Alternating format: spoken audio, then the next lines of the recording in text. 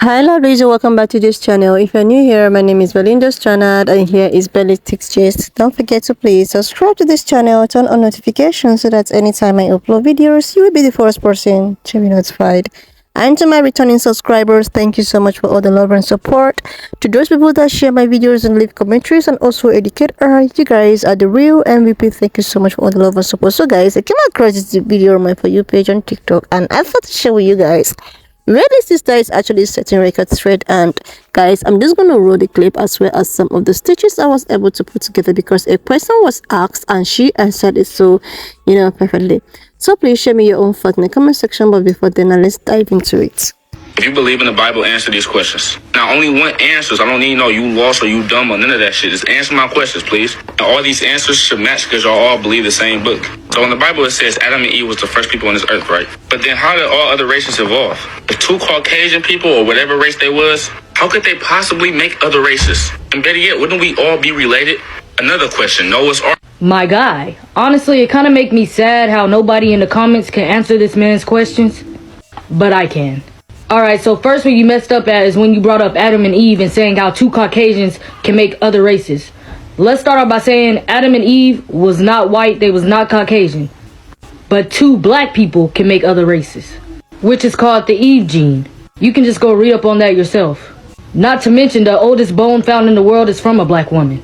Now let's get to the book of Enoch, which was taken out of the Bible. The book of Enoch was taken out of the Bible because it was rejected by the Jews, because it contained prophecies pertaining to Christ. Now let's get into how other races was really made while using the Bible. Scientists honestly proved that the Bible was real without even knowing it, honestly, when they found out about the Neanderthal DNA. I do not know if y'all know about the fallen angels. Everybody in this world was black to start off with. The fallen angels were sent down here to watch over the people, but instead they started having sexual intercourse with the people. With the fallen angels having sexual intercourse with the people and disobeying God, they had kids and created giants, which then giants started to have kids, which created Nephilims. And when them Nephilims began to have kids, they created Neanderthals, which scientists proved that Neanderthals did exist, which then the Neanderthals began to have kids. And not only that, where those people was living, there was a lot of sun. The Neanderthals couldn't take the heat, so they hibernated to the Caucasus Mountains, which then the Neanderthals began to have kids, which began to create this. Caucasians were made, not born. It's a mutation. Also, and since you talked about the bloodline, God speaks about how after the third or fourth generation, you lose a certain bloodline. Kind of like if a black person have a kid with a white person. That kid is 50% black, 50% white. Then say that kid goes back to a black person. Now that kid is going to be 75% black, 25% white. Then after that kid goes back to a black person, that kid is still going to have an itsy bitsy piece of white DNA.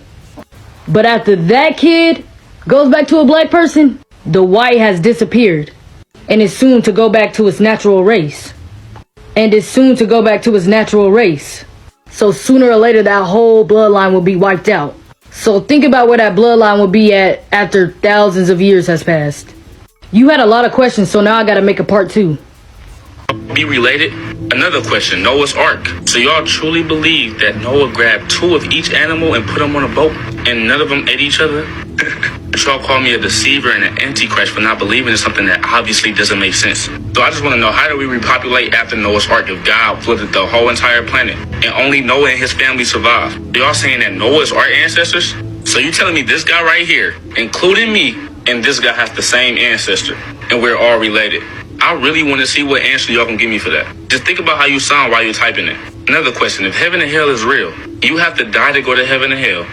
My guy, so you truly believe that if God can speak to Noah and his people to create the ark, that he couldn't spiritually speak to the animals to let them know not to eat each other? He created human and animals. I'm pretty sure he could speak to both. Also, have you not heard of the Eve gene? The Eve gene is a mitochondria DNA that could create any color of race. So let's talk about the book of Enoch that was taken out of the Bible. I don't know if y'all know the scripture of the book of Enoch where it talks about Noah's father and mother going up to Enoch telling him that Noah looks like the kids from the fallen angels, as if he's a descendant of the fallen angels. You can go watch my part 1 to tell you how people were created in different shades and forms. Noah was of a pale skin, albino. That's why his father and mother was scared of him and said that he looked like the children's descendants of the fallen angels. He was a pale skin and colored eyes. Also, God talks about the 4th and 5th bloodline, where your bloodline will wear out after a certain amount of generations. So yes, Noah did have to repopulate the world. Him and his family. Noah was albino and his wife was black, which she contained the Eve gene. After a certain amount of generations, your bloodline will wear out. For instance, if a black person has a kid with a white person, that kid's going to be 50% black, 50% white. Then if that kid goes to a black person soon, their kid is going to be 75% black, 25% white. And if their kid goes to a black person, that kid is going to only have like 1% of white inside of them. Then after that, sooner or later, that bloodline of white will be wiped out.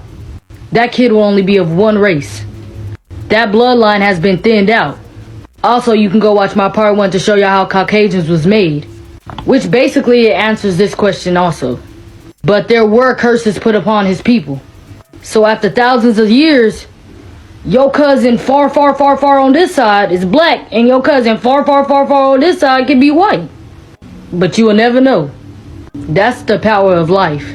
And that's the power of Yah. So you can't also just read the Bible. You have to go read the parts of the Bible that was taken out also. It could actually answer all the questions that you're asking.